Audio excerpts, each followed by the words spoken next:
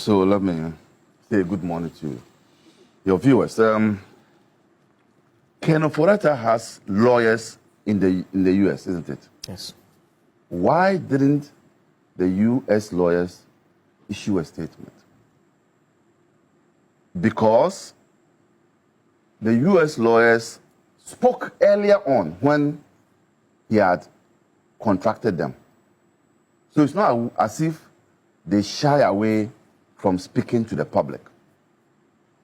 Nothing, absolutely nothing, can be further than the truth. This letter, the contents of it, is a complete hoax.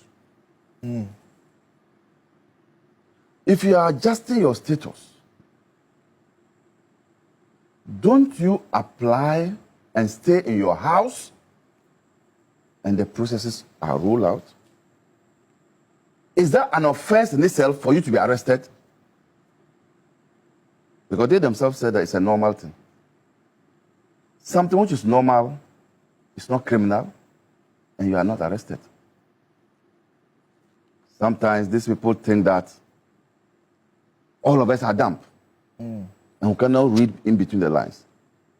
The American lawyer will not issue a statement like this because he knows what it means to be faithful to the proceedings. And he knows that if he says anything which is contrary to what is happening, he can lose his license. Those lawyers who are here are not privy to what is happening there.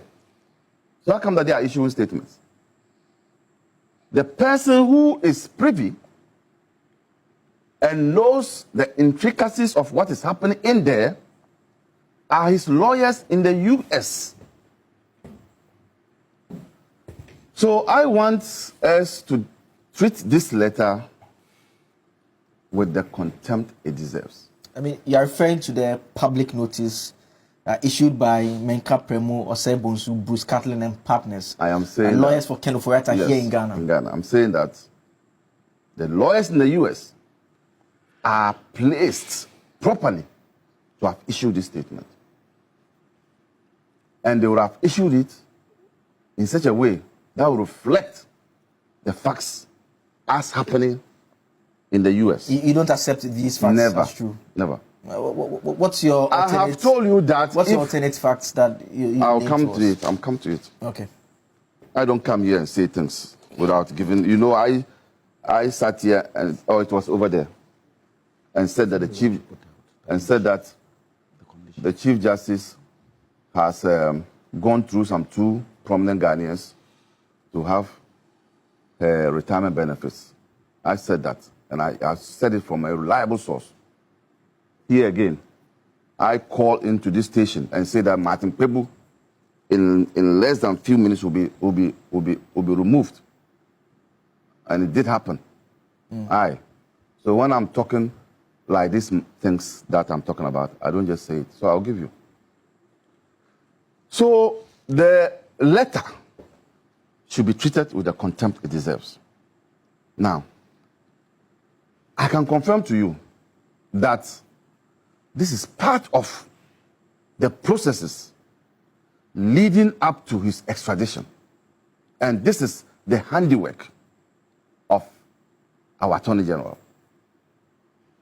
You want me to repeat? No, I'm hearing you. I Yes. know you would explain and justify why you hold that view. So I'm listening closely. And I can tell you that it is the Attorney General who, in his attempts to get Ofori back here, that made the U.S. authorities to revoke his stay status. To revoke. And I want you to underline the word revoke. His license.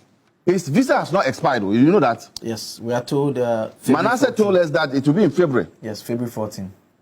So anybody who writes a letter saying that it is part of the overstay extension is a hoax. The man's visa or stay status has been revoked following the Attorney General's handiwork. I mean, those who are familiar with these processes, they have told us that there are certain categories of visa holders that you'll be given a period not to stay beyond. It could be 6 months.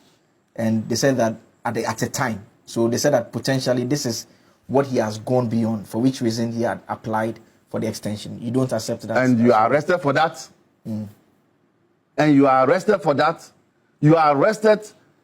You saw the way he was arrested. In the cold weather, look at the security agents. They were properly clothed. And they didn't even allow him to put on a warm jacket in that cold weather. I mean, I haven't seen. I've seen pictures. Just tell me that. I mean, those are, I understand they are AI generated. Okay, so let them be AI. But the point is that you are not arrested for extending your request to stay. Okay. So let's get something. So your argument is that the AG is seeking to have. Is pressing for his return, and that's part of. Okay. The extradition processes. So it is a first step, if you want, towards the country, getting him back. And I say that it is not true for anybody to say that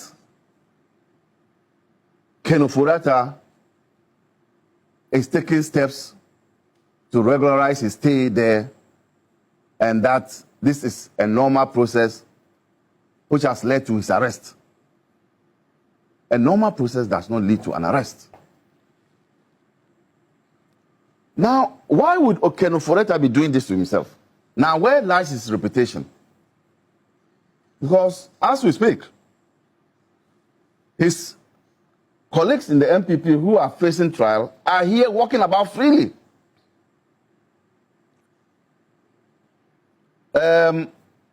Wontumi, who is facing similar grievous charges, is walking about freely here. And there are two cases against him. Yeah, but he's walking about. He's walking about. Why would you do this to yourself? Why would you allow yourself to be arrested in this fashion? As if